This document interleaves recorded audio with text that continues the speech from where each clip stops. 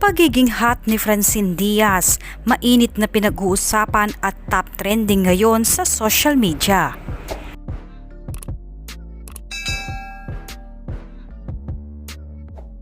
Walang ka-effort na napaakyat at top trending ngayong hapon ang pangalan ni Francine Diaz. Nag-post lang ng larawan sa kanyang Instagram account, trending agad sa Twitter ang pagiging hot ni Francine Diaz. Sino ba naman ang hindi mapapawaw sa napaka-flawless at kaseksihan ni Francine Diaz? Mainit na raw ang panahon, lalo pa raw pinainit ni Francine Diaz ayon sa mga netizens.